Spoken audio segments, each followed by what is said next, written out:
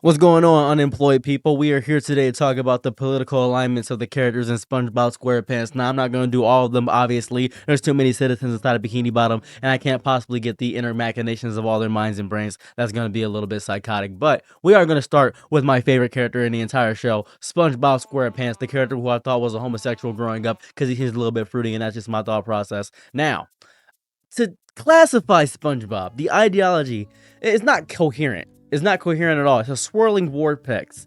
War turtle. It's a swirling vortex of contradictory impulses that somehow cohere into a single absorbent entity, which will be SpongeBob. On the most superficial level, and I mean this in the most superficial level, he presents himself as the ultimate neoliberal subject. That's what I would guess. A paragon of capitalist enthusiasm. You know how he's flipping the paddle. Oh yeah, I'm SpongeBob SquarePants. Boom, doing that. He is relentlessly cheerful and unquestioningly loyal to the Krusty Krab. That's just what he is. That's just how he operates. He's exhibiting a work ethic so fervent, it borders on pathological. That's what I think.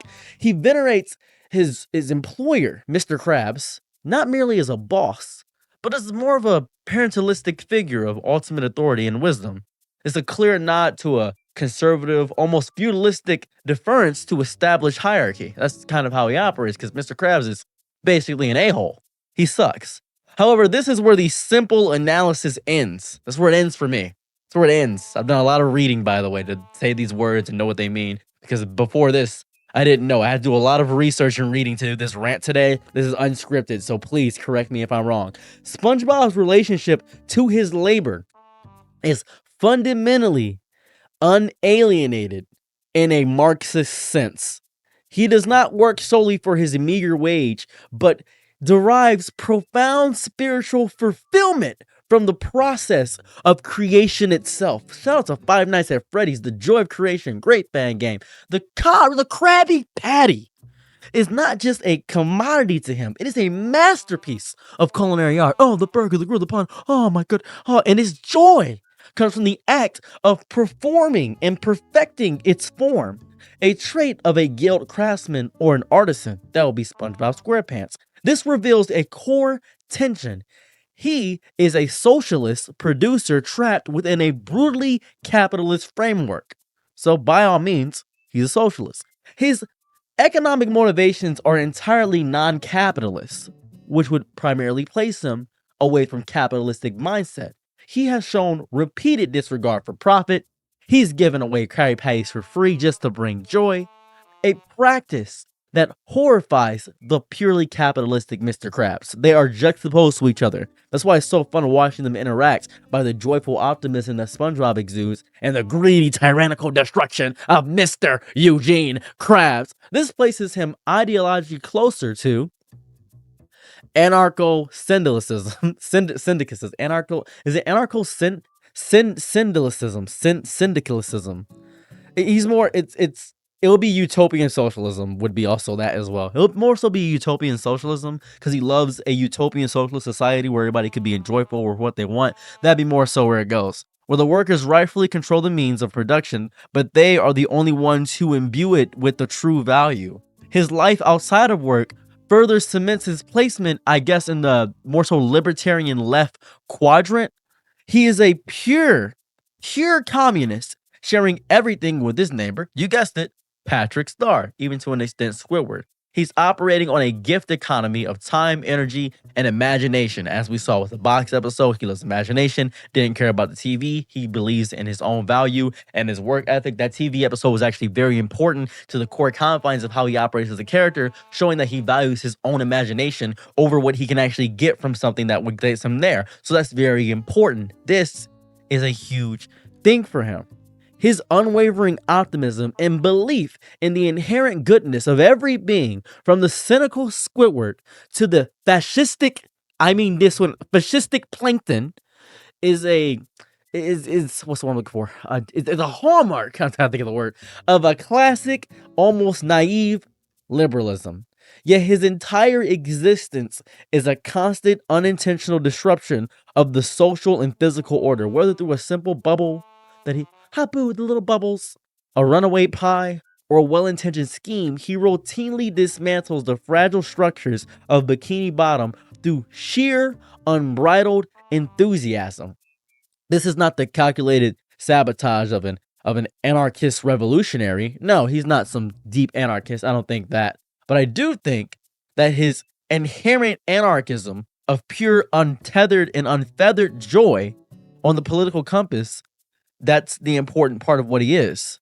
That's what he operates. SpongeBob will be a violently oscillating point in the bottom left libertarian quadrant, constantly being pulled toward the authoritarian right by his devotion to Mr. Krabs, but forever rooted in a belief system that values collective joy and individual creative freedom above all else. Now, if this was a lot to follow, just know the chart is on screen. That's where he's at. You see it. We got it. He's lower left. Let's go on with the next character. This is a character that I've grown to love as time went on because I'm beginning to understand his mindset ever so more. I used to be SpongeBob, now I'm Squidward Tentacles. He represents one of the most pure and consistent political alignments in all of the Bikini Bottom. He is a textbook right libertarian.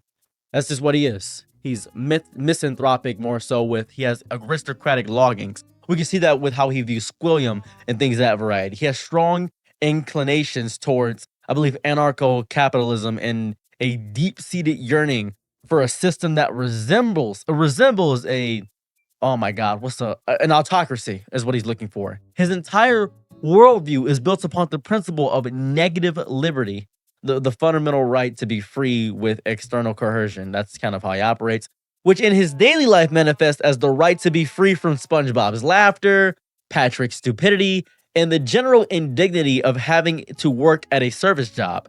He is a sovereign individual, a self-contained unit whose desires are purely personal and aesthetic. That is how he operates. He wants to be an aristocrat. He craves the queen. He wants to be royalty in some aspect. That's how he wants to be.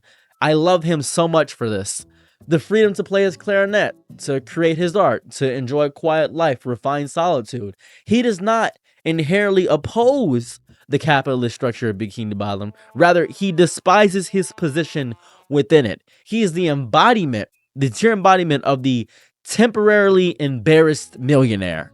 You ever see a poor guy and he sucks? He's like the worst guy you've ever met. And he keeps saying, oh, one day I'm going to be like all those other millionaires.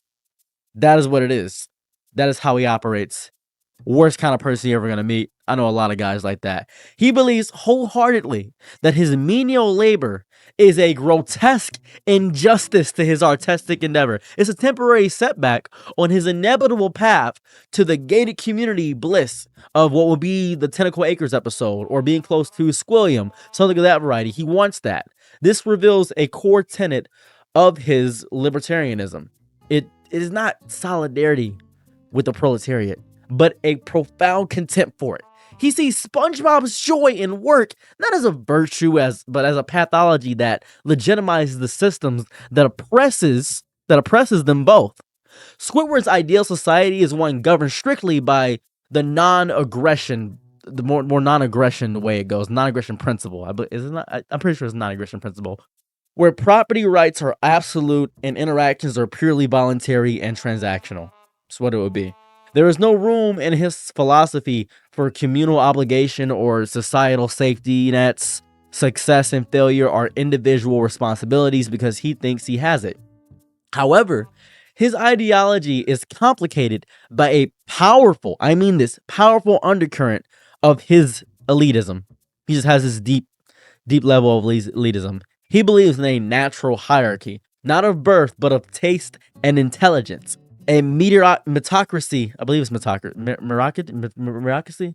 He likes refined things. In his mind, he is a part of the cultural aristocrats. That's what he wants. Unjustly forced to live among the barbarians of SpongeBob, Mr. Krabs, and all the other ones. That's what he's doing. He doesn't want to, but he deserves refinement. That's why I talked about the Queen of England, things of that variety. That's why he feels no need to engage or educate. He simply wishes to be left alone by his inferiors. His libertarianism is thus not a populist movement, but a deeply anti-populist one. It is a philosophy of retreat, a desire for a world where the walls around his moated conceptual estate are so high that he never has to acknowledge the existence of the unwashed, enthusiastic masses ever again.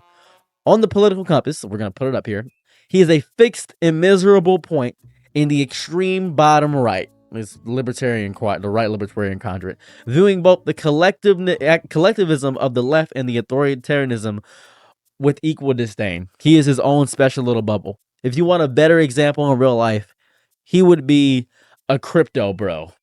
Squidward would be a crypto bro. That is exactly what he'd be. Eugene H. Krabs. I believe the H stands for Herbert or Hermit. I don't know. He's just authoritarian right. Don't even know how to describe it. He is primitive. No nuance in how he operates. That's how he is. I guess he could be described as monarchical capitalism, but he's purely a capitalist. His entire world centered on the Krusty Krab and his beloved money. That's it. He operates on a simple, brutal principle. He is the absolute sovereign. And his profit margin is a divine right by which he lives. There is no ideology. There is no ideology that is different than his capitalistic nature. That is what he is. Concepts like workers' rights, fair wages, ethical business practices, even basic safety measures, just completely ignored. They're seen as heresy against his core because he believes that workers should just work. His authority is not derived from consent, law, or social contract, but from his ownership of the means of production.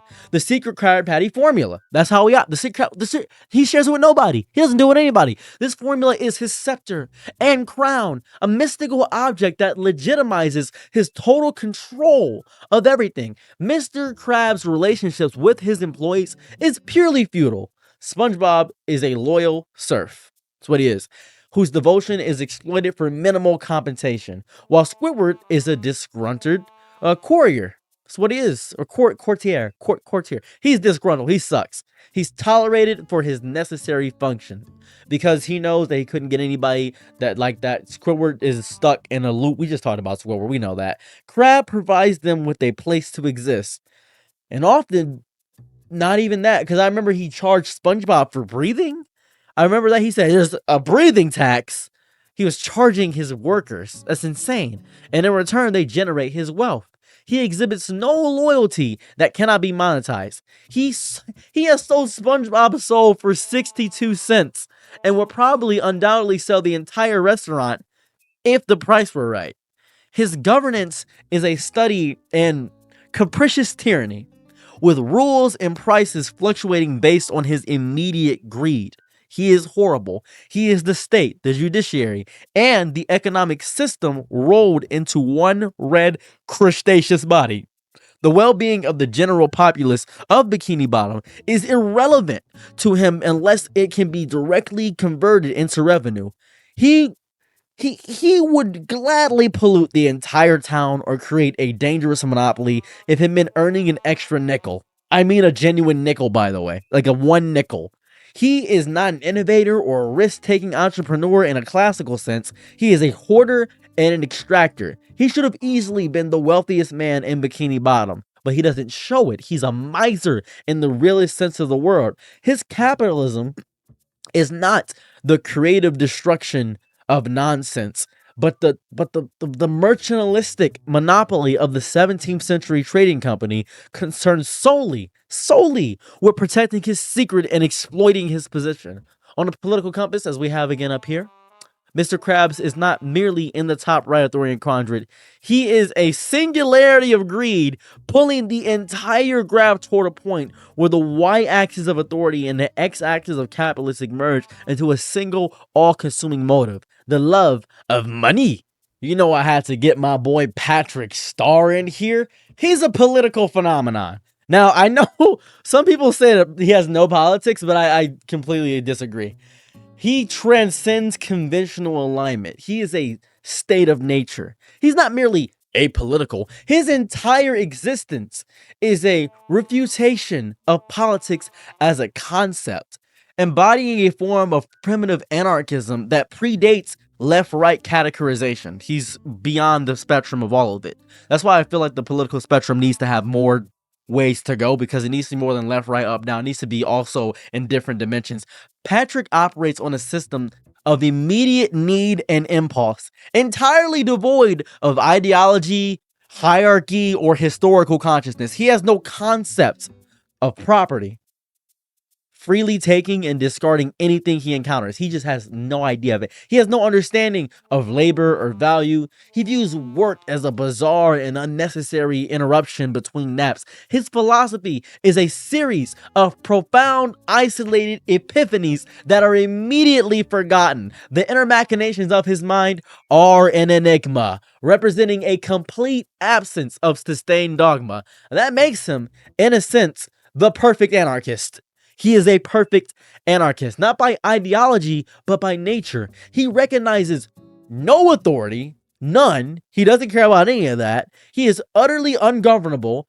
Not he is a sublime, catastrophic ignorance that makes the very mechanisms of control, the rules, threats, incentives, all meaningless. You cannot threaten a man who does not understand consequence. You cannot bribe a man who has no consistent desires. His relationship with SpongeBob is the closest he comes to political structure, and it is a voluntary, non-coercive association based on shared immediate gratification.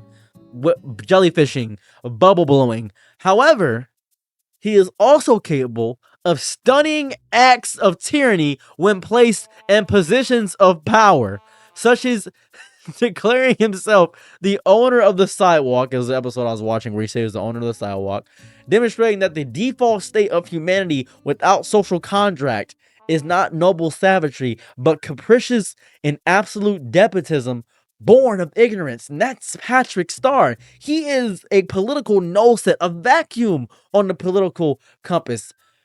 Patrick cannot be plotted. He is a blank space outside of the grass borders, a reminder of the chaotic void that ideology attempts to structure. He is not left or right, libertarian or authoritarian. He is pre-political, a force of pure, unmeditated id that exposes the complex scaffoldings of society as a fragile construct built over an abyss of beautiful, mindless simplicity. And that's my boy, Patrick Star.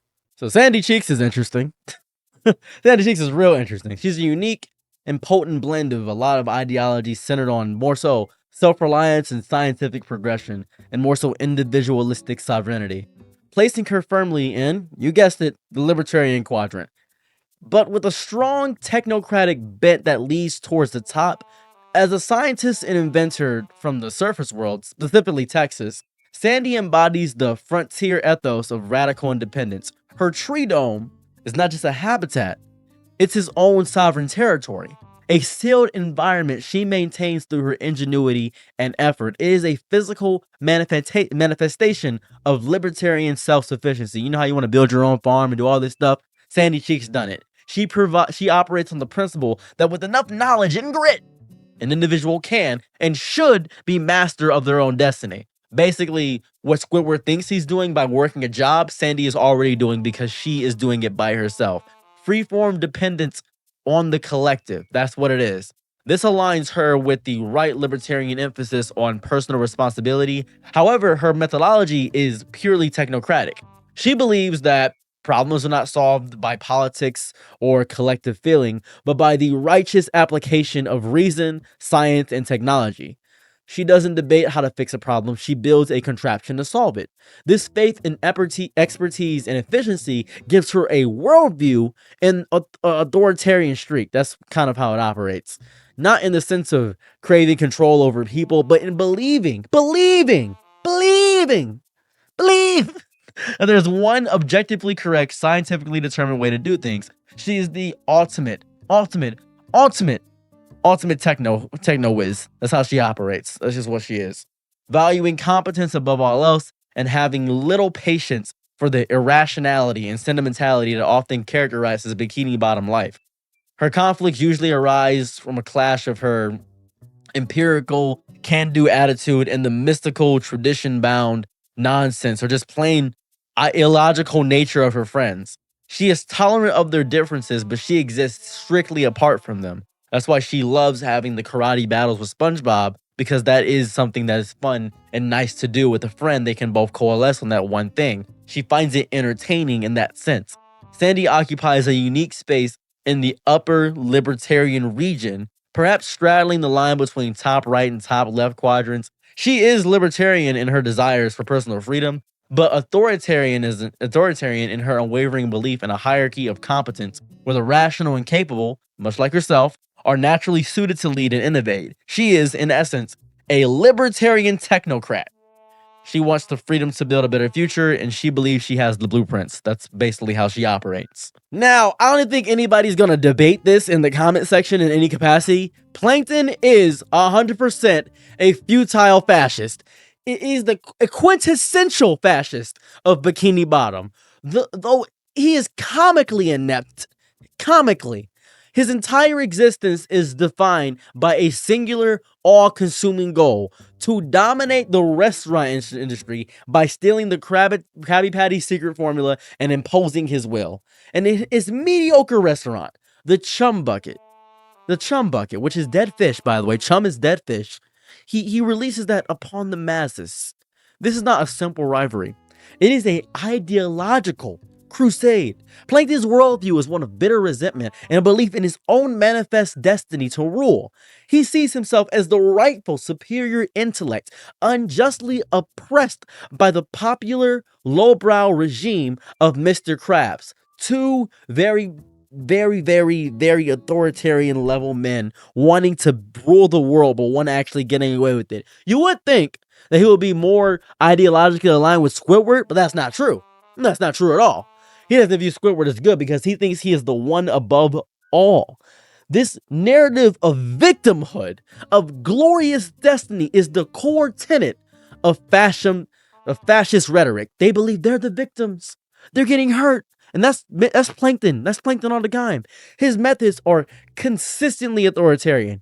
He controls, he steals, he manipulates, he forces compliance, like any fascist regime does, usually through technology, his Karen computer wife being a symbol of his desire for a perfectly obedient synthetic ally. A lot of ways how more so the authoritarian fascists view women is how you view Karen. He has no interest in competing fairly or winning hearts or minds. His aim is conquest. He is a hyper nationalist for the nation of one, obsessed with the purity of his own vision and the destruction of his rival. The Chum Bucket is a sterile, totalitarian state compared to the bustling, if exploitative, free market of the Krusty Krab. Plankton cannot attract a voluntary customer. His only path is power is through coercion and theft. He is a failed dictator. The would-be strongman whose ambitions are perpetually thwarted by his own incompetence and the resilience of the existing order. If he had charisma, he'd be the president of the United States. His entire life is a testament to the failure of an ideology based in hatred and the will to power devoid of any product or service that people actually want. Why would you want dead fish selling it to fit? Why would you do that? On the political compass, Plankton is firmly pinned on the top right of the authoritarian right quadrant, right around there. But his dot is small, weak, flickering. He represents fascism not as a terrifying juggernaut, but as a pathetic, shrill, and ultimately futile impulse. A reminder that the hunger for absolute control is often born from a profound and pathetic inadequacy. That is Plankton J. Sheldon J. Plankton. Sorry, I got his name backwards. That's on me. Feel like it's fair to talk about Miss Puff. I did a lot of research, so I want to talk about Miss Puff. She is the tragic embodiment of a well-intentioned centrist liberalism ground the dust within an unforgiving and often irrational system. That's just Mrs. Puff. She's the battered bureaucrat. That's how I describe her. As a proprietor of the boating school, she represents a public institution designed for a simple, noble goal: public safety and the certification of competence. Her entire existence is dedicated to the rules, the procedures, the proper forms, the meticulous, boring, and essential machinery of a functioning society. That's how she operates. She believes in due process, incremental progress, and the power of education. She is, at her core, a bureaucrat, and she desperately wants the systems to work as intended. This ideology is placing her, I'd say, a centered high quadrant, like authoritarian center. Authoritarian center is where I'd say. She believes in the necessity of rules and authority for the greater good. However, her entire life is a testament to the system's failure. When confronted with an uncontainable variable, SpongeBob SquarePants. SpongeBob is the living, breathing refutation of her worldview. He is pure, chaotic agency that cannot be processed by her rulebook.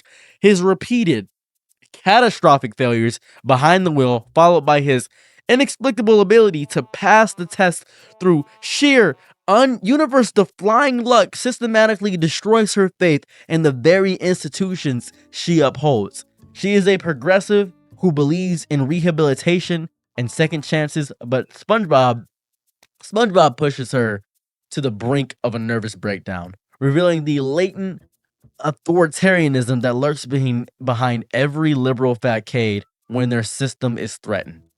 She doesn't want to be a tyrant, but the relentless chaos inflicted upon her star pupil forces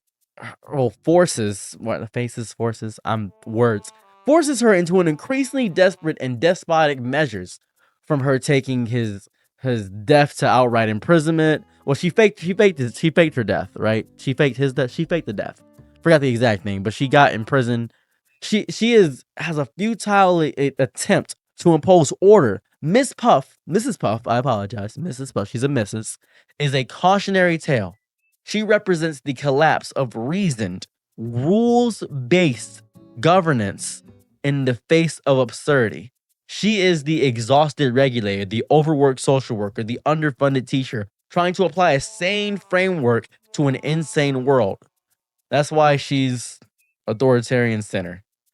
It's constantly vibrating towards the libertarian abyss. There usually is. She's a dedicated public servant whose sanity is the ultimate casualty in a war between order and pure, unadulterated chaos. That is SpongeBob SquarePants. So I was going to do Larry the Lobster and Mermaid Man and Barnacle Boy, but don't want to. That would just be a bit much. I don't want to do that. Video's very long enough. I'm going to go ahead and end it right here. Hope you guys enjoyed. Hope you enjoyed the chaptering. Tell me what you guys think about my political compass. Tell me if you guys think it's right. I'm going to look right here. You see that? It's everybody on the quadrant. That's the image I made. Made this in Photo PEA. It's a free Photoshop alternative. Just want to let you guys know that. And yeah, want to also point this out. I have a Patreon. If you'd like to join us, $1 a month, be great. I'm going to start streaming a lot more regularly. I have the entire month of October off, by the way. Going to start streaming games Monday through Friday, 2 p.m. to 10 p.m. Eastern Standard Time. I am in Detroit. If you're from the governance state of Canada, if you're around there. So yeah, thank you guys so much. Leave an angry comment, happy comment. Let me know what you think about this. Hopefully you can put this on the background or second monitor content and enjoy it. You guys like my shawl? You guys like this? It's really cool, isn't it? I have pants that match, but I don't want to move my camera down because it's a lot of work. Anyways, thank you guys so much. Have a lovely day. Bye. I'm your Nick and night, be my Laurel. Happy to try what you need. Your world, I love to live in it. I love the ride when you're free.